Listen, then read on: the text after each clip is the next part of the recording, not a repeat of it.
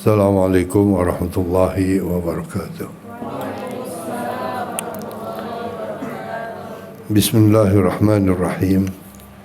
Alhamdulillahi rabbil alamin. Wassalatu wassalamu ala ashrafil anbiya wal mursalin Sayyidina habibina syafi'ina wa maulana Muhammadin wa ala alihi wa ashabi ajma'in. Subhanaka la ilma lana illa ma 'allamtana innaka antal alimul hakim. Wa la hawla wa la quwata illa billahil aliyul azim. Rabbi shrah li sadri wa yassir li amri wahlul 'uqdatam min lisani yafqahu qawli, amma ba'du. Ma'asyiral muslimat rahimakumullah, muslimin wal muslimat rahimakumullah. Hadirin hadirat sekalian jamaah yang dirahmati dan dimuliakan Allah Subhanahu wa taala. Malam ini kita merasa beruntung sekali bisa bertemu kembali. Beruntungnya karena sudah sekian lama kita nggak pernah ketemu begini gitu, dalam rangka untuk litolabil ilmi, ya. Alhamdulillah malam ini kembali kita bisa melanjutkan kembali. Mudah-mudahan niat langkah kita ini dan juga majelis kita ini senantiasa mendapat cucuran rahmat berkah ridha dari Allah Subhanahu wa taala, dan mudah-mudahan akan memberi manfaat kepada kita semuanya fid din wad dunya wal akhirah. Amin ya rabbal alamin. Hadirin hadirat sekalian, kita bersyukur karena kita mendapat keuntungan seperti ini. Kita girang, tapi ada lagi yang lebih girang daripada kita, yaitu orang-orang tua kita. Kita mau dan ada di majlis seperti ini, yang paling bahagia girang adalah orang-orang tua kita. Oleh karena itu, beruntunglah kita sebagai anak bisa nggirangin orang tua. Yang di akhir zaman seperti sekarang ini, itu seakan-akan tidak ada kaitannya dengan masa depan kita gitu. Dan disinilah kuncinya, ya, ridallah fi ridal walidain. Bahkan dikatakan man asbaha mardiyan li abawaihi faqad asbaha lahu babani maftuhan ila jannah. Siapa yang bisa ngirangin hati kedua orang tuanya, maka dia akan dibukakan dua pintu surga sejak pagi hari, katanya. Faqad asbaha lahu babani maftuhan ila jannah. Surga dunia dan surga akhirat. Oleh sebab itu, marilah sekali lagi kita manjatkan puja-puji dan syukur kita kehadirat Allah Subhanahu wa taala, dan mudah-mudahan dengan kita banyak bersyukur, la in syakartum la azidannakum wa la in kafartum inna adzabi lasyadid. Tapi Allah sudah memberikan sinyal kepada hamba-hambanya. Wa qalilum min ibadiyasy syakur. Sedikit dan jarang banget hamba-hamba yang mau bersyukur. Ya, kita bisa merasakan itu. Saya punya banyak kenalan, pernah orang itu ya teman juga, ya dekat banget lagi gitu. Dan pendidikannya juga luar biasa gitu. Di Mekahnya hampir 15 tahun. Bayangin, tirakatnya kuat. Setelah beliau berada di masyarakat, menjadi orang yang sukses, orang yang berhasil terutama dalam bidang bisnisnya, ya. Pernah ada satu kejadian telat hanya beberapa menit gitu. Seharusnya dia dapat keuntungan hampir 9 miliar katanya. Tapi gara-gara beberapa menit terlambat, itu dia merasa dirugikan banget gitu. Dan sangat menyesal gitu ketika dia tidak bisa berhasil untuk memperoleh yang 9 miliar itu. Ya, secara akal memang pantas dia tidak merasa apa, atau katakan dia kecewa gitu. Tapi sebagai orang Islam tidak seperti itu gitu. Falakal hamdu ala ma qadait. Itu yang diajarkan oleh Rasulullah SAW.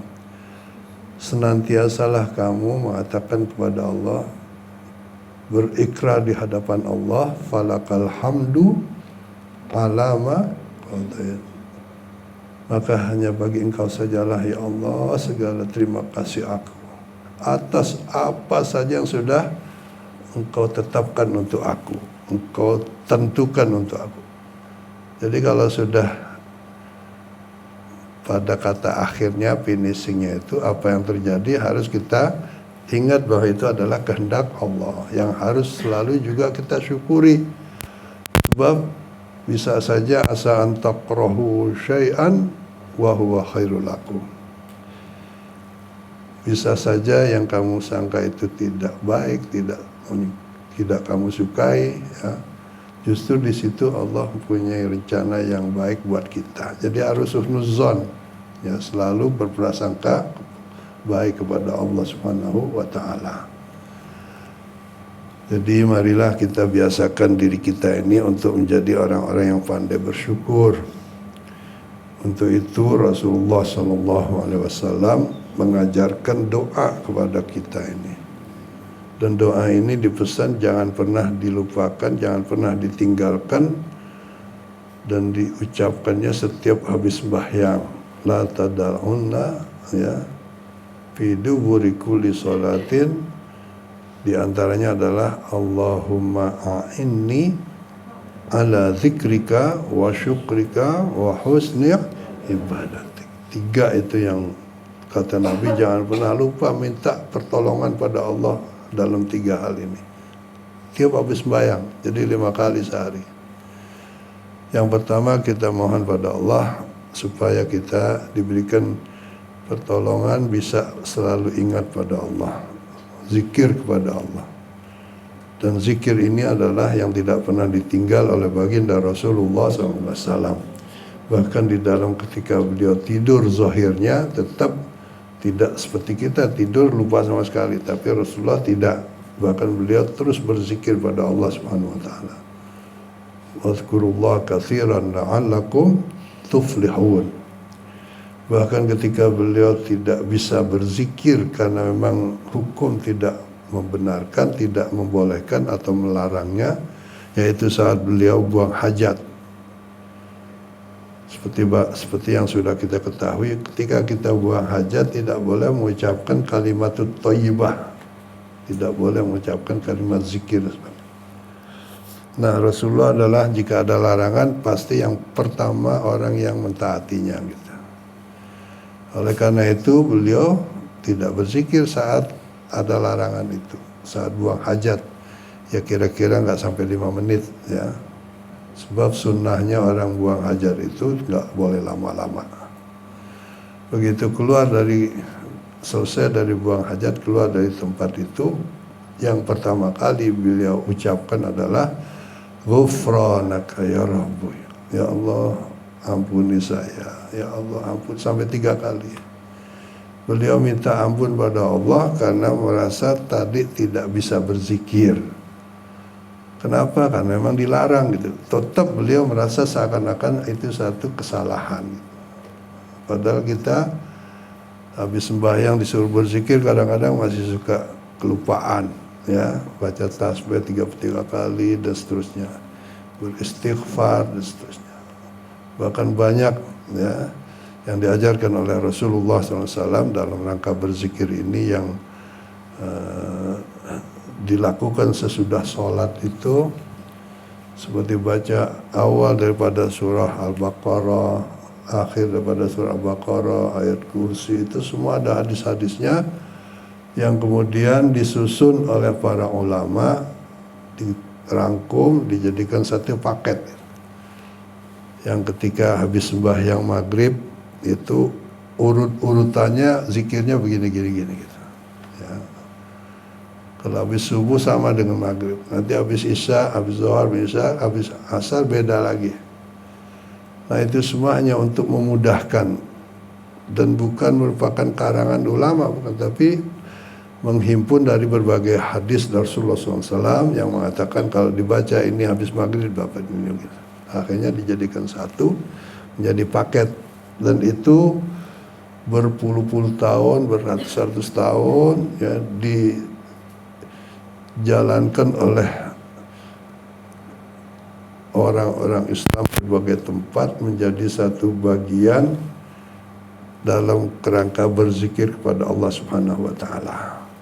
Saya dulu waktu masih belum sekolah sudah hafal tuh wirid. Dari mulai istighfarnya, baca la ilaha illallah dan syarikalahnya sampai, karena memang tiap sholat pasti berjamaah dengan orang tua. Dulu ya nggak pakai disuruh, emang dulu nggak ada tempat main, nonton TV nggak ada TV ya, tahun 50-an. Masuk. Tapi akhir-akhir sekarang ini banyak jika orang berzikir ba'da sholat dianggap bid'ah gitu. Nah ini ada apa gitu? Kalau orang sekarang berani mengatakan bid'ah gitu. Padahal 200-an tahun sebelumnya itu semua menjadi kebiasaan para rijalus shalihin, orang-orang dahulu ya, orang-orang soleh. Pasti ada pesan sponsor istilahnya gitu ya. Karena itu kalau ada sesuatu yang baru tabayun dulu gitu ya. Dan oleh karena itulah di dalam agama kita menjadi bagian yang tidak terpisahkan kaitannya dengan sanad ya, harus ada sanad tuh, tasalsul sampai kepada Rasulullah SAW. Semua sumbernya dari Rasulullah gitu. Dan ulama-ulama ini terus menyampaikan sampai ke kita. Ketika kita baca suratul Fatihah, waktu di dalam sholat itu yang diwajibkan dijadikan rukun dalam sholat, rukun qauli, ada satu ayat yang kita minta kepada Allah, siratal ladzina an'amta alaihim. Itu sebenarnya sanad itu. Jalan lurus yang telah engkau berikan itu kepada orang-orang yang telah engkau berikan nikmat kepada mereka. Artinya siapa? Ya para kekasih-kekasih Allah, ulama-ulama, rijalus shalihin yang kita ikuti seperti itu ya Allah petunjuk. Berarti ada orang yang kita tunjuk, yang kita berikan, kita sampai kepada Allah. Seperti itu ya Allah gitu, kira-kira gitu. Ya, jalan lurus itu seperti dia itu ya Allah gitu. Jadi kalau ada orang tidak mengikuti guru, tidak punya sanad, ya berbahaya memang. Ya berbahaya. Artinya harus kita mintanya kepada Allah tapi gitu.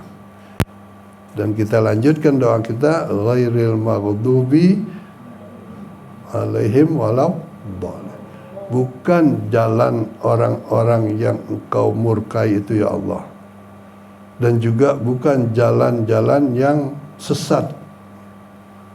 Jadi ada juga walaupun kelihatannya agama tapi sesat gitu. Seperti Sayyidina Ali dibunuh oleh orang yang namanya Abdurrahman bin Muljam itu ya, qiyamul lail wasyamun nahar, malam dia tahajud, siang dia puasa. Tapi Sayyidina Ali dibunuh. Dia berpendapat Sayyidina Ali itu halal darahnya gitu. Jadi sesat. Padahal ibadahnya luar biasa. Nah kita nggak bisa tahu kalau sebelum ada kejadian. Nah yang tahu hanya Allah. Karena itu kita berdoanya seperti itu, minta petunjuk seperti orang-orang itu. Siapa yang kita laporkan kepada Allah kira-kira? Siratal ladzina an'amta alaihim. Ya tentunya sudah kita tahu. Seperti itu aja ya Allah, bukan orang yang kau murkai dan bukan orang-orang yang sesat itu. Nah, kalau Allah yang sudah memberikan petunjuk kepada kita, ya, di dalam sering kita dengar diucapkan alladzi hadana li hadza wa ma kunna linahtadiya laula an hadanallah. Jadi kalau Allah sudah memberikan petunjuk, aman udah. Tapi ya kita mintanya itu kepada Allah, ihdinas siratal mustaqim, siratal ladzina an'amta 'alaihim. Tapi petunjuk jangan yang seperti orang yang sesat itu gitu. Nauzubillah. Ya. Sayyidina paman Rasulullah namanya Abu Thalib tidak mendapat petunjuk, yang enggak jadi orang yang selamat. Ya. Sampai Rasulullah SAW penasaran karena paman beliau begitu sangat berjasa, sangat luar biasa, ya, memberikan bantuan pada beliau, melindungi beliau dan seterusnya. Tapi kok nggak mau beriman gitu. Sampai seolah-olah mempertaruhkan kemuliaan beliau lah gitu. Akhirnya ditegur oleh Allah Subhanahu wa taala, innaka la tahdi man ahbabta walakinnallaha yahdi may yasha. Sesungguhnya engkau wahai Muhammad tidak bisa memberikan petunjuk itu sekalipun kepada orang yang kamu cintai. Walakinnallaha yahdi may, akan hanya Allah lah yang akan memberikan petunjuk pada orang yang disukai, yang dikehendaki oleh Allah. Nah, sikap manage ya, mindset pikiran kita itu harus seperti itu gitu. Jangan kita mengandalkan kemampuan kita, jangan. La haula wala quwata illa billah. Wa may yatawakkal 'ala Allah fa huwa hasbuh. Tapi tetap kita ikhtiar. Ikhtiaruna wa fi'lullah gitu. Kita wajib ikhtiar, tapi kepastian itu ada pada Allah Subhanahu wa taala. Ya, la mani alima a'taita wala mu'tiya lima mana'ta wala radda lima qadaita wala yanfa'u dzal jad minkas. Yang akhir-akhir ini di zaman milenium ini, ya, di zaman now sekarang ini, banyak orang kadang-kadang, ya, walaupun kelihatannya gitu warnanya warna sangat agamis gitu, tapi kadang-kadang kebablasan gitu, ya. Kebablasan artinya faktor X-nya itu kadang-kadang dikesampingkan gitu. Kalau tidak begini tidak akan berhasil gitu. Nah, kata-kata seperti itu bahaya gitu. Wa ma tasyauna illa ayyasha Allah. Auzubillah. Ada kejadian, ini cerita di depan mata itu. Usaha yang bertahun-tahun pengen punya anak. Luar biasa, yakin dengan usahanya itu. Akhirnya tidak berasa satu, cari terus. Sampai akhirnya ada tanda-tanda kehamilan. Betul-betul seolah-olah itu hasil jerih payahnya gitu. Ya. Dalam hatinya pasti begitu, karena memang dia sungguh-sungguh. Begitu udah ada tanda-tanda kehamilan, tahu-tahu kok miskram keluar darah. Setelah keluar darah, di situ dia baru nyerah. Ada 8 tahun kira-kira berusaha untuk bisa mendapatkan keturunan.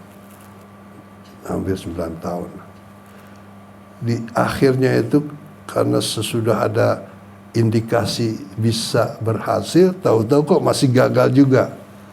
Sebelumnya saya sudah bilang jangan mengandalkan, ya, kepastian itu kepada diri kita. Hanya setelah ternyata gagal lagi, artinya yang sudah diyakini itu kok meleset lagi, baru dia nyerah, angkat tangan. Udah, Masya Allah, udah. Yang tadinya dia pantang-pantangin dilanggar semua. Yang tadinya nggak mau pakai motor, dia nggak boleh pakai motor, maksudnya saking pengen punya anak, nggak pernah pakai motor 9 tahun itu. Nggak boleh makan. Akhirnya setelah ternyata masih gagal juga, akhirnya dia nggak mau lagi, terikat semuanya. Dilepaskan diri dia dari keterikatan yang kaitannya dengan masalah fisik itu, masalah. Karena sudah plong, sudah nggak ada lagi, hanya Allah saja yang dia yakini. Tahu-tahu malah yang tadinya disangka keguguran, diperiksa lagi malah positif gitu. Tapi setelah hatinya kosong itu. Ya kalau Allah mau kan gampang aja. Ya. Siti Maryam bisa melahirkannya tanpa sentuhan laki-laki. Jadi Kalau Allah yang mau nggak ada mustahil. Karena itu jangan ragu-ragu, jangan setengah-setengah gitu. Ya. Itu usaha yang luar biasa tuh. Mungkin udah ratusan juta lebih itu, kemananya diparanin. Tapi ujungnya begitu, setelah ujungnya begitu dia sudah melepaskan tadi keterikatannya dan sebagainya, hanya Allah saja yang diserahin, akhirnya malah jadi. Alhamdulillah. Tapi ya. Jadi mari kita biasakan seperti itu dalam pola pikir kita, mindset kita. Dalam orang-orang terdahulu, terutama para sahabat itu lebih, bahkan 100% hanya mengandalkan pertolongan Allah gitu ya. Nah marilah kita, apalagi kita sebagai guru dan juga yang punya santri segala macam, hilangkan gitu ya, hilangkan rasa mampu itu dalam tanda kutip, bukan ya, tanda kutip. Tetap kita idza sta'anta fasta'in billah. Perlu pertolongan, mintalah pertolongan itu kepada Allah. Nanti Allah akan menolong kita, dikasih jalan gitu. Lu harus sono, harus ini, harus makan ini, harus begitu. Kira-kira begitu. Tapi pertama yang kita arahkan atau kita andalkan hanya Allah Subhanahu wa taala. Kembali pada minta pada Allah, zikrullah tadi jangan pernah dia anggap sesuatu yang tidak penting, kira-kira, na'udzubillah ya. Karena itu perlu kita terus berdoa, Allahumma a'inni ala zikrika. Yang kedua, wa syukrika, minta supaya Allah memberikan pertolongan pada kita menjadi hambanya yang pandai bersyukur ya. La in syakartum la azidannakum. Tetapi sebaliknya, wala in kafartum inna adzabi lasyadid. Yang tadi saya ceritakan, yang teman itu harusnya dapat 9 miliar, akhirnya gagal, dia tidak mau mengatakan syukur pada Allah, malah kecewa berat, seakan dia lupa bahwa Allah sudah beri nikmat. Dengan kegagalan itu juga harus husnuzan, itu adalah satu nikmat juga dari Allah gitu. Bukan berarti Allah kejam atau orang itu, bukan. Justru Allah akan memilihkan yang lebih baik buat orang itu. Kalau dia berprasangka seperti itu, insya Allah ya seperti itu. Ana inda zanni abdi bi gitu ya. Tapi namanya manusia, kekecewaan itu masih terus ya menghantui, mengikuti aja gitu perasaan itu. Nauzubillah. Karena itu biasakanlah kita hidup bersyukur pada Allah ya, terutama dalam ketika kita berada pada posisi yang menjadi kenyataan gitu ya. Jadi istilahnya innamal a'malu bi khawatimiha gitu. Bahwasanya amal itu nilainya di akhir itu gitu. Ya, bagaimana sikap kita ya, mensikapinya, cara mensikapinya. Nah yang terakhir yang kaitannya nanti kita akan ngaji ini, kita juga harus selalu mohon pertolongan pada Allah. Idza sta'anta fasta'in billah, hanya pada Allah. Dan itu disuruh oleh Nabi jangan pernah ditinggalkan dalam sehari 5 kali paling tidak, setiap fi duburi kulli salatin, yaitu wa husni ibadatik. Ya Allah, berikanlah pertolonganmu kepadaku untuk bisa mengerjakan ibadah kepadamu dengan baik dan benar. Nah kita sadar, wa ma khalaqtul jinna wal insa illa liya'budun. Tidaklah kami menciptakan jin dan manusia untuk dan kita beribadah ini bukan hanya sholat gitu. Bahkan seluruh dalam aspek kehidupan kita ini, itu di situ ada unsur ibadahnya gitu. Makan, kalau kita tahu itu ibadah. Tidur juga ibadah. Masuk kamar mandi ibadah. Ya, semua adalah untuk ibadah. Oleh karena itu kita minta supaya kita bisa mengerjakan ibadah itu dengan baik dan benar. Wa husni ibadatika. Nah, untuk menjadi ibadah itu benar dan baik, prosesnya lebih panjang. Karena itu di dalam hadis Rasulullah SAW, di dalam sabdanya selalu bijami al-kalim, yang mengandung makna yang sangat luar biasa gitu. Beliau menyebutkan minta pertama zikir gampang, syukur juga masih agak susah dikit tapi gampang juga lah kalau kita mau.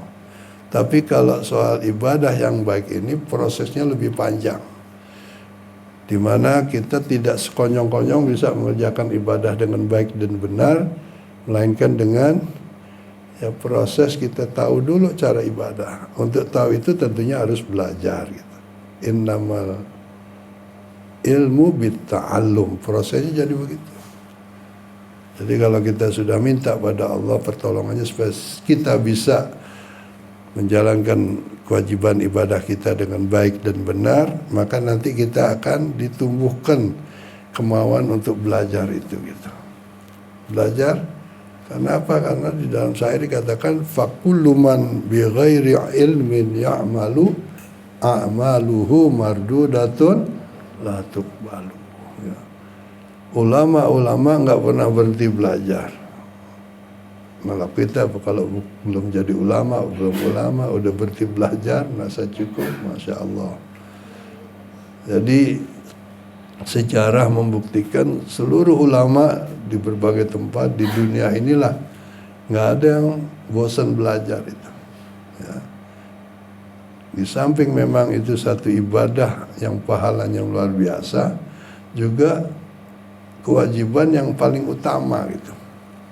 Belajar ini ya. Dan Rasulullah SAW diutus oleh Allah Subhanahu wa taala adalah muallimun nas, menjadi orang yang mengajak atau yang menjadi guru gitu lah. Karena orang perlu belajar. Nah, sebab itu dulu waktu cara-cara ulama bagaimana untuk kita bisa melaksanakan ibadah kita dengan baik dan benar, maka yang diutamakan sejak kecil, sejak awal itu adalah belajar mengenai cara ibadah mahdhah. Kalau bahasa kita itu belajar fikih, ya. Dan hadisnya juga begitu. Ya. Muru auladakum bis shalah, kan gitu ya. Wahum abna'u sab'a sinin. Perintahkan, ajarkan, didik, bimbing anak-anakmu itu untuk mengerjakan sholat. Sejak kapan? Sejak umur 7 tahun. Jadi di sini memang yang didahulukan itu ya ilmu fikih gitu. Kalau kata Gus Baha, kalau kamu pengen memahami tafsir tanpa memahami fikih, mustahil gitu. Hasilnya nanti amburadul gitu. Jadi kalau ada orang bilang saya belajar agama berpegang pada hadis Quran, sementara wudunya tidak dipeduliin, itu bagaimana dia bisa paham tuh Quran?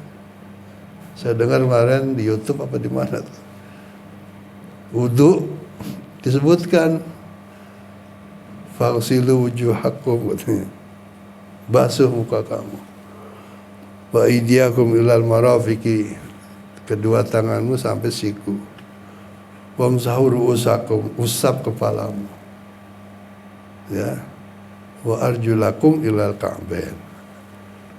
Itulah wudu yang benar katanya. Dari mana asal? Dari Quran, dari ayat gitu. Jadi tidak dirinci gitu loh. Pokoknya dia teks ayatnya begitu ya begitu. Padahal di dalam penjelasan fikih kan tidak begitu gitu. Ada rukun, ada sunnah gitu loh. Itu tidak disebutkan begitu. Dan itu sudah kadung yang menyampaikan seorang mubalik besar gitu, mubalik nasional gitu. Kenapa? Karena memang dari kecil tidak diajarin fikih, bahkan ada orang anti fikih gitu. Sehingga dia menyebutkan inilah cara wudhu Nabi gitu, inilah cara wudhu yang benar. Tapi tidak dijelaskan bahwa di dalam wudhu itu ada syarat sahnya wudhu, ada sunnahnya wudhu, ada arkanul wudhu dan sebagainya. Yang benar di dalam ayat menyebutkan 4 doang dalam soal wudhu. Tapi di dalam pemahaman fikih Syafi'i, rukun wudhu itu ada 6. Ya. Di antaranya adalah niat. Dasarnya dari mana? Dari hadis innamal a'malu bin niat. Terus rukun wudhu juga dikatakan harus tertib. Nah, tertib ini juga dasarnya dari hadis. Itu rukun, kalau nggak tertib ya nggak sah gitu. Faghsilu wujuhakum, ya wajah dulu yang dicuci gitu. Ibda'u bima bada'allahu bihi gitu. Hadisnya gitu, mulailah dengan apa yang Allah memulainya. Nah, inilah nanti ini sebagai mukaddimah, sebab masalah fikih ini menjadi taruhan lah ya dalam kita menjadi orang muslim gitu. Sebab tanpa kita memahami menguasai fikih kita susah nanti. Contoh yang gampang, ini mukaddimah aja. Ibadah sholat merupakan ibadah paling utama, paling pokok. Kalau sholatnya benar, yang lain pasti benar. Kalau sholatnya salah, udah salah. Nah, sholat yang benar itu ya harus dengan ilmu tadi. Di dalam sholat ada terinci di sana penjelasannya, surutu wujubis sholah, syarat wajibnya sholat. Ada di kitab ini semua. Nanti dijelaskan syarat wajibnya sholat itu apa. Itu rinciannya begitu jadi mudah gitu. Terus ada lagi surutu sihhatis sholat, syarat sahnya sholat. Kalau tadi syarat wajib, orang kalau nggak diwajibkan ya nggak ada masalah. Tapi yang diwajibkan dia dosa kalau tidak dilaksanakan. Kemudian syarat sahnya sholat, kalau tidak ada syarat itu tidak sah sholatnya gitu. Kemudian ada lagi arkanus sholat, rukun sholat. Ya, di sana disebutkan yang namanya rukun itu ada rukun qauli, ada rukun fi'li, ada rukun qalbi, ada lagi rukun maknawi. Ya. Rukun fi'li itu ada 5, rukun fi'li ada 6, ya. Rukun qauli ada 5, 11. Rukun qalbi 1, niat 12. Rukun maknawi tertib itu jadi 13. Ya, itu yang kita pelajari yang disebut rukun sholat ada 13 yaitu gitu. Nah, dari 13 rukun ini ada yang disebut rukun qauli. Rukun qauli itu yang harus diucapkan itu. Kalau rukun qauli hanya 5, berarti selain yang 5 apa? Sunnah. Dan itu kadang-kadang banyak rancu orang. Rukun qauli yang 5 itu pertama takbiratul ihram. Yang kedua suratul Fatihah dari awal sampai akhir ini. Satu huruf pun tidak boleh salah, baik makrojnya dan sebagainya.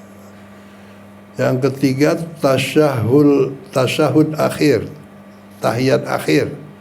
Artinya apa? Tahiyat awal bukan rukun gitu. Artinya sunnah. Kalau sunnah yuthabu fa'ilu wa la yu'aqabu tariku. Kalau dikerjakan dapat pahala, tidak dikerjakan ya nggak apa-apa gitu.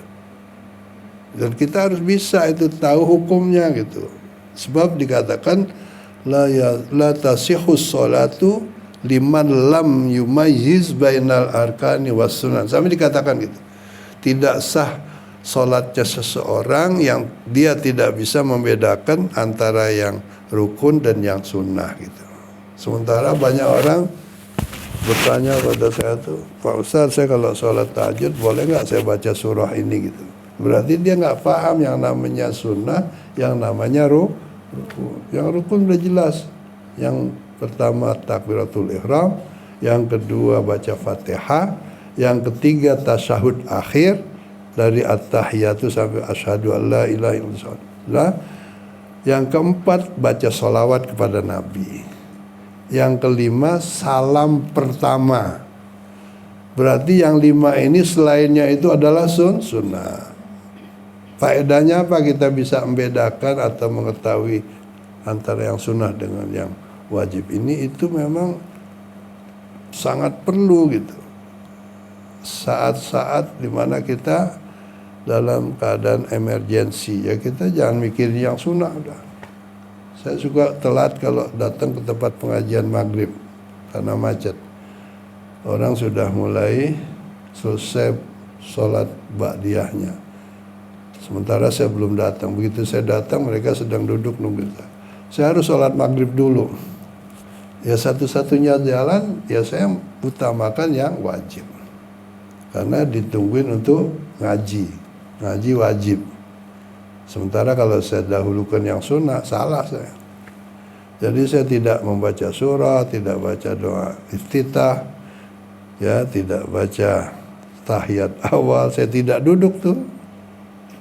Langsung aja habis rakaat kedua langsung saya berdiri baca Fatihah lagi terus baru. Untuk jangan sampai ya saya habiskan waktu untuk yang sunnah sementara pengajian adalah hukumnya wajib. Nah itu perlunya. Ketika kita sakit perut dalam tengah sholat, kalau kita nggak tahan, batal sholat kita. Akhirnya kita harus tahan. Nah kalau kita tahan itu dengan kita melakukan yang sunnah-sunnah, sampai kapan selesainya? Di saat itu kita tinggalkan yang sunat gitu loh. Seperti kita mengucapkan salam, Assalamualaikum, tanpa nengok, tanpa basa-basi, langsung kita lompat, itu sudah nggak ada masalah gitu. Sebab yang wajib hanya Assalamualaikum, sampai di situ doang. Adapun nengok kanan kiri itu kan sunnah. Nambahin juga sunnah, warahmatullahnya sunnah. Ya udah, jangan pakai dipersoalkan lagi gitu. Jadi disinilah ya kita terus sekarang ini lebih bersungguh-sungguh untuk belajar tentang masalah fikih ini yang disebut fikih. Laula nafara minhum ta'ifatun liyatafaqahu fiddin, kan gitu. Untuk belajar ibadah fikih ini ya. Memahami tentang masalah ibadah. Itu yang ada di Quran begitu. Idza arada bi'abdin ada idza aradallahu abdin khairan yufaqihu fiddin, apa gitu. Ada hadis-hadis banyak ya. Di sini juga ada nih kalimat itu. Apa? Mayuridillahu khairan yufaqihu fiddin ya.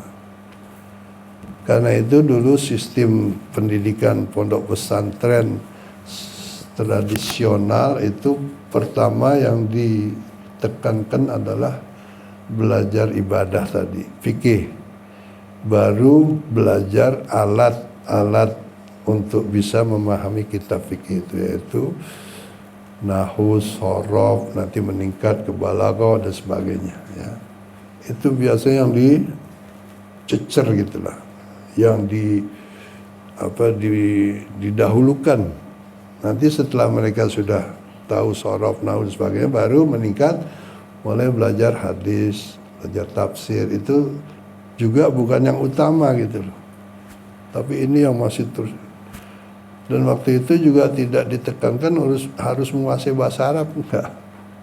Praktek gitu maksudnya. Malah yang disuruh kuasai dulu alat bahasa Arab itu, grammarnya gitu loh. Saya dulu waktu sekolah di Madinah, saya di pesantren tradisional itu nggak pernah yang namanya wajib berbahasa Arab, itu enggak. Cuman ditanamkan belajar fikih dengan nahwu itu dari ibtidaiyah. Bahkan kelas 6 ibtidaiyah saya dulu tuh sudah tidak belajar, sudah habis belajar nahwinya gitu.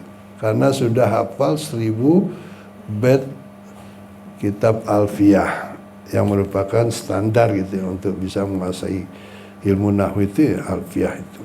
Dan itu kelas 6 sudah harus hafal, sudah selesai gitu. Dari kelas 4 hafal 350, terus naik lagi kelas 5 300, kelas 6 300, lalu 1000. Udah selesai tuh. Di sanawiyahnya nggak ketemu nahu lagi gitu. Ya cara dulu ini ya cara. Jadi artinya betul-betul diusahain orang itu supaya kenal ilmu alat ini gitu ya. Untuk apa? Dengan dia mempunyai atau menguasai ilmu alat itu, dia akan bisa memahami kitab gitu loh. Ya, kalau cuman bicara sih gampang aja. Orang di Arab, anak kecil semua bahasa Arab itu lancar-lancar gitu. Ya. Nggak, maksudnya penting bahasa Arab, cuman juga harus dibarengi gitulah. Ya. Karena itu waktu saya di Madinah, banyak pesantren yang mendahulukan bahasa Arab, justru nggak ada yang lulus. Karena di dalam ujian itu kan pakai bahasa Arab fusha. Belajar kitabnya juga pakai kitab yang harus ngerti nahwu. Kalau nggak ngerti nahwu ya nggak bisa paham. Ya, pengalaman saya gitu. Jadi harus kita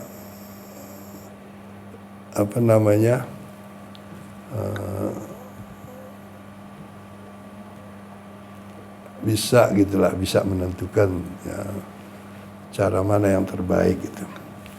Baik, jadi tadi mengenai masalah belajar fikih, seperti yang paling pokok adalah belajar mengenai sholat, karena di dalam hadisnya begitu, muru auladakum bis sholat, yang di dalam sholat ada arkanus sholat, rukun qauli di dalam sholat itu cuma 5. Jadi mulai sekarang kita jangan lagi berpikiran selain yang 5 ini harus betul-betul juga harus dijadikan bagian yang penting gitu, jangan. Bukan nggak penting, penting cuman bukan harus itu, ada yang lebih penting gitu.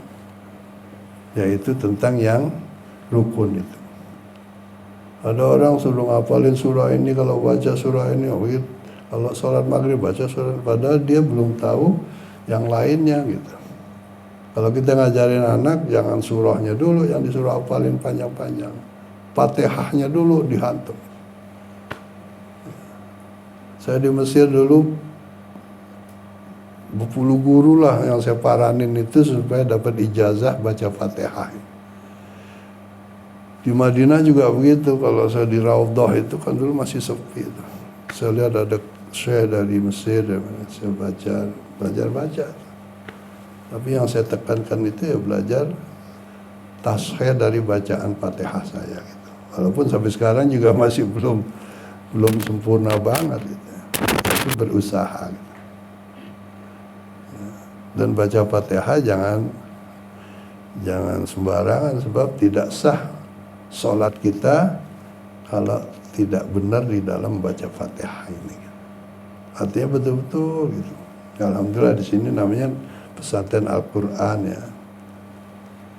Dan Fatihah ini mukjizat ya, luar biasa.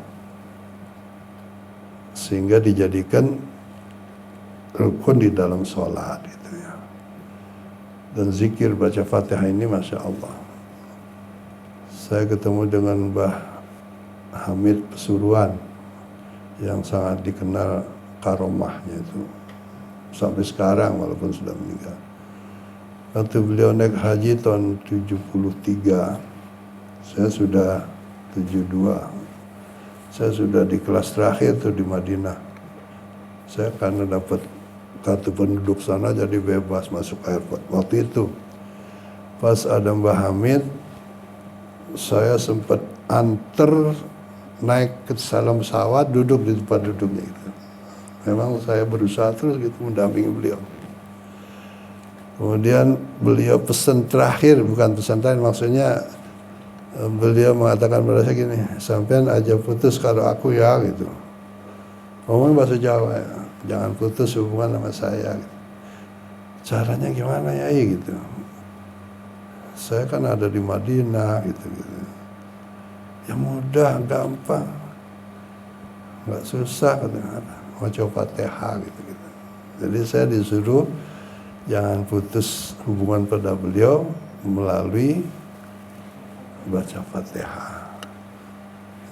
Hal-hal semacam ini mungkin susah dilogikakan gitu, apa hubungannya gitu.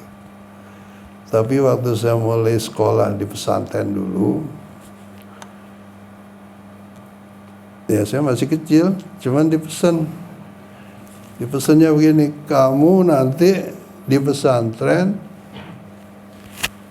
setiap habis sembahyang jangan pernah lupa bacain Fatihah buat pendiri pesantren. Pendiri pesantren itu Hadratus Syekh Mbah Hasyim Asy'ari. Itu pesannya begitu. Saya masih kecil, apa artinya baca Fatihah? Malah sekarang setelah saya udah jadi orang tua, oh iya, rahasianya banyak. Dan itu kalau kita sama anak-anak santri kita tuh biasainlah hal-hal at-turas, ya, peninggalan sesepuh orang-orang ulama-ulama yang seperti itu tuh dimulai dari pembiasaan.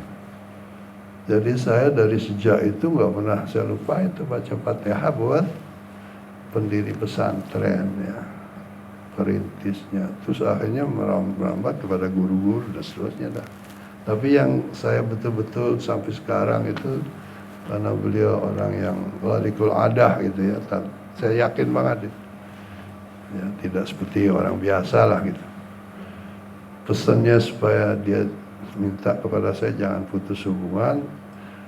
Caranya baca Fatihah, ya alhamdulillah gitu. Tahadusan bin nikmah, ya. Nah, mudah-mudahan jadi barokah terus gitu. Baik, jadi dalam sholat itu ada yang namanya rukun qauli. Contoh soal aja itu. Dan nanti baru kita ini kan mukadimah. Belum jam 10.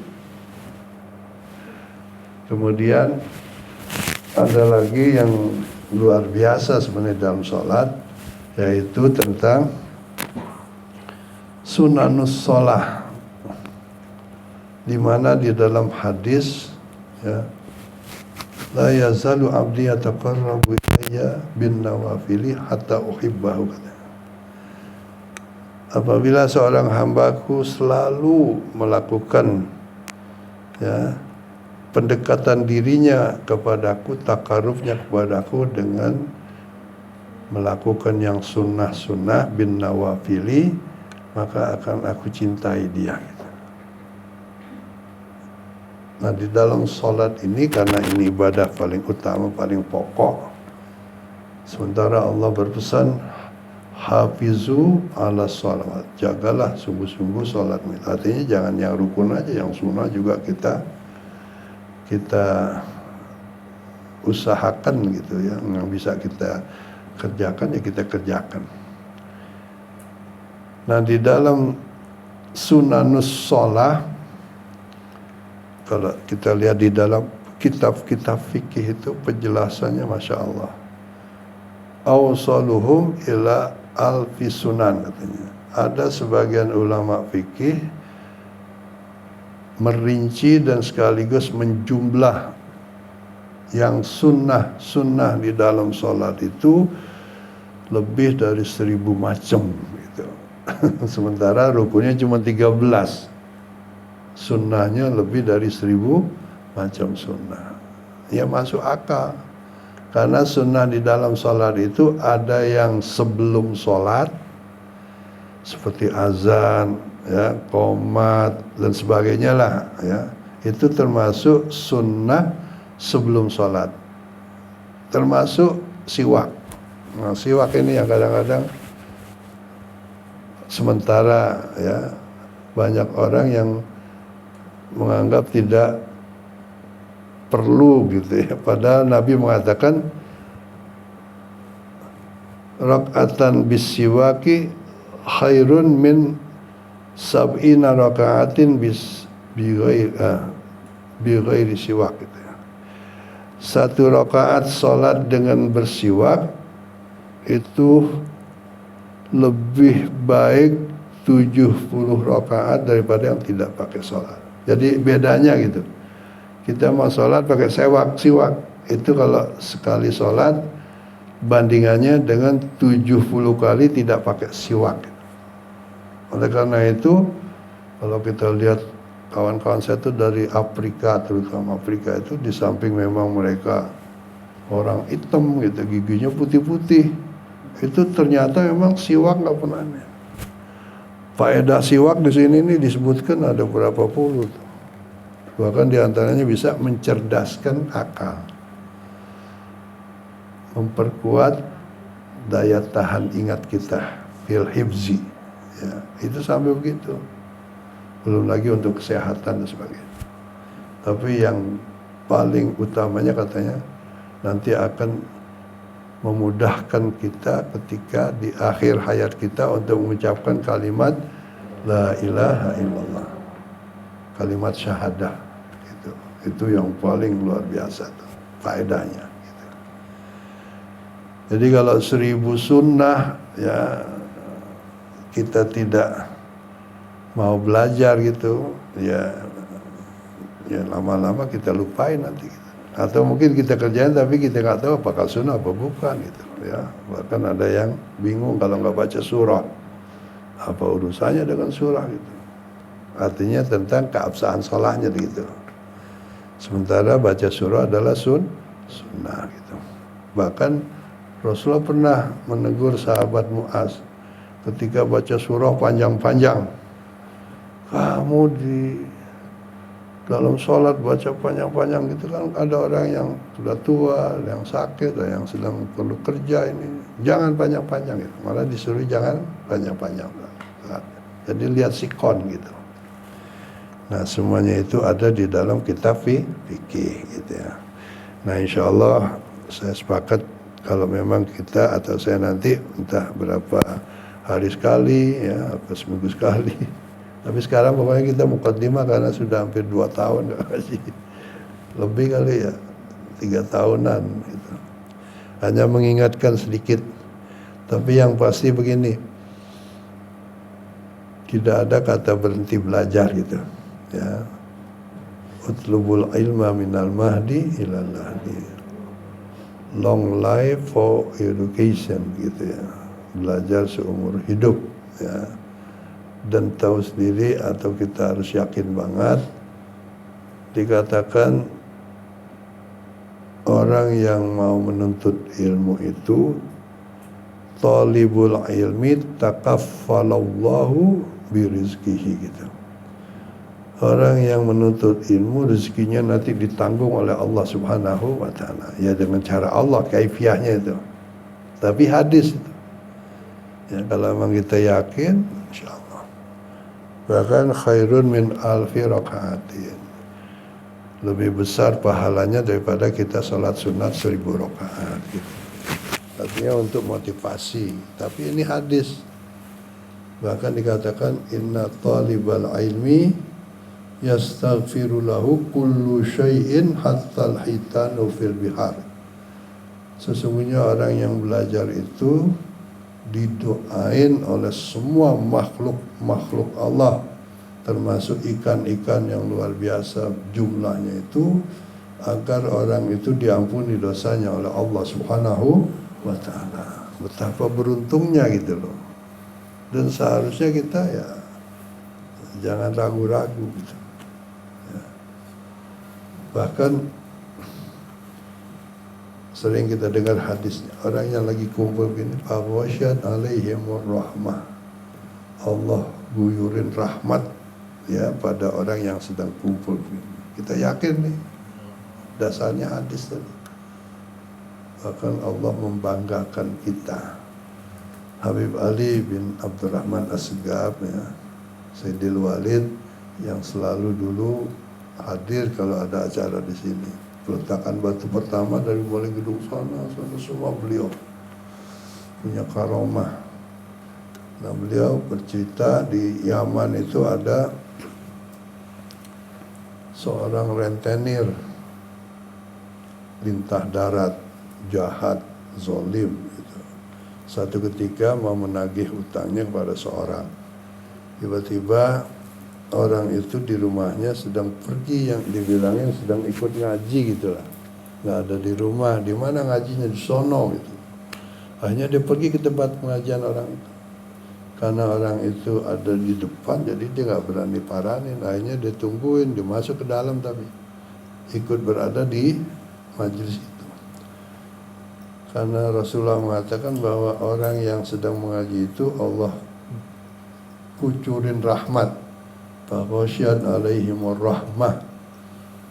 Ketika Allah turunkan rahmat, itu orang rentenir itu ya ada di dalam situ ya, kebagian juga gitu. Padahal datang ke situ tidak untuk ngaji, hanya untuk kepentingan nagih hutang. Karena sudah dapat rahmat, fabima rahmatin minallah lintalahum, kan gitu kata Allah kepada Nabi Muhammad. Dengan rahmat Allah itu engkau menjadi lembut hatinya. Walau kunta fazzan ghalizal qalbi lan faddu min hawlik. Allah mengatakan.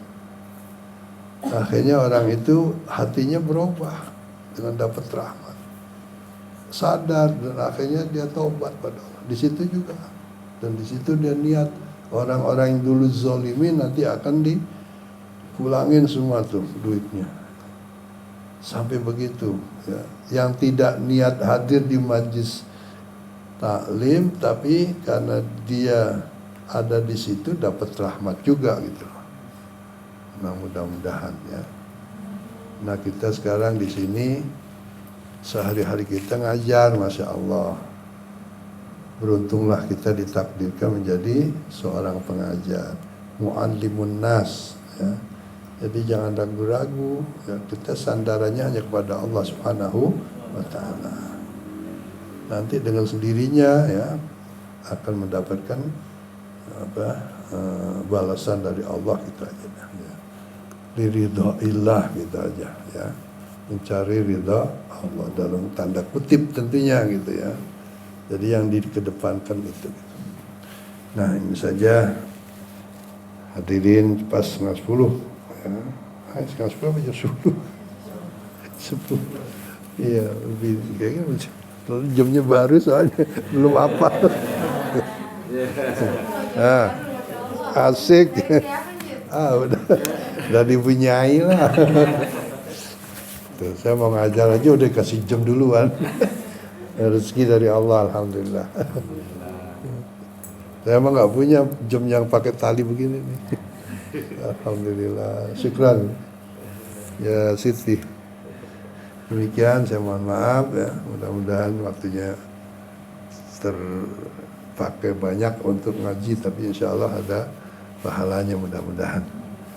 Yang penting kata waktu saya di Mesir nih, saya kan bersama Pak Quraisy Shihab waktu mengambil S3-nya, saya waktu itu masih di Mesir. Dalam satu pertemuan di kedutaan, acara, kalau nggak salah waktu itu acara Mauludan, beliau yang ceramah. Mukaddimah ceramahnya itu, kita adakan acara ini tentunya ingin mendapat manfaat. Tapi manfaat itu tidak akan pernah kita dapatkan kecuali dengan syarat dua. Satu, gurunya atau penceramahnya ikhlas. Kemudian sebagai audiensnya, sebagai murid, sebagai jamaah juga ikhlas. Cuman itu doang yang saya ingat banget. Yang menyampaikan Ustaz Quraisy Shihab itu. Waktu beliau waktu menyelesaikan S3-nya di Mesir ya. Jadi memang sebenarnya seperti itu. Kalau belajar nggak ikhlas buat apa? Ya. Biar gurunya kayak apa kalau kita ikhlas, insya Allah. Bahkan guru bisa mencabut ilmu dari muridnya, bisa. Jadi nggak manfaat, jadi nggak berkah, bisa. Ya. Jadi hubungan murid dengan guru itu memang harus paten gitu. Saya ngaji sama saya Yasin, Iqra. Sebelumnya dia Ustaz itu, sisa itu. Ngaji dokter, pegawai tinggi di Robito. Ngaji Bukhari, Sahih Bukhari. Di rumahnya saya ikut. Saya yang kumpul, saya yang buka, saya yang bikin itu tuh apa namanya? Hasil. Zurabnya tuh. Apa? Paham. Iya, yang buat sisanya itu kan panjang duduk. Saya yang hidupin kan harus pakai api. Begitu masuk juga sambar itu doang. Nah, sebenarnya baca Fatihah, Iqra, kita baca deh.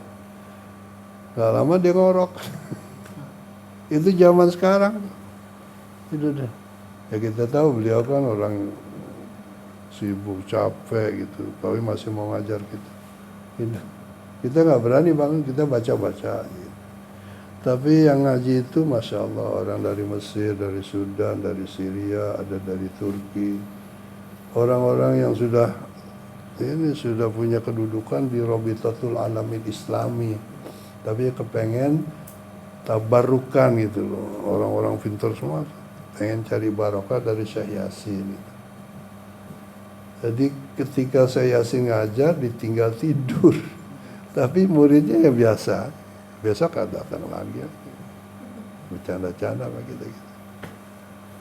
Kenapa? Karena guru mentransfer ilmu itu tidak melalui retorika gitu dengan bahasa, tapi dengan bahasa yang kita tidak paham, ya, dengan rohaninya lah. Gitu.